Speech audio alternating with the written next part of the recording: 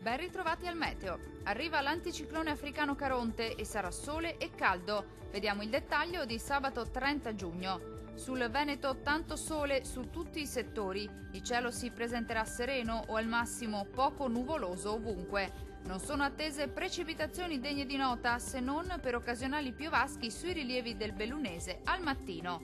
Temperature in aumento, minime tra 16 e 20 gradi.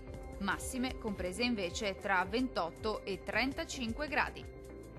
Non cambia di molto la previsione sul Friuli Venezia Giulia. Sulla nostra regione il cielo si presenterà irregolarmente nuvoloso con qualche pioggia sparsa, specie sui settori alpini e prealpini. Bel tempo altrove.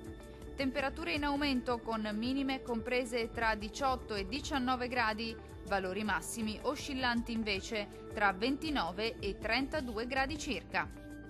Diamo uno sguardo infine al Trentino Alto Adige. Sarà in prevalenza soleggiato con cielo poco nuvoloso sui settori meridionali, qualche addensamento in più invece sulle aree montuose di confine anche con qualche acquazzone associato. Temperature minime tra 15 e 17 gradi, valori massimi compresi invece tra 33 e 34 gradi circa.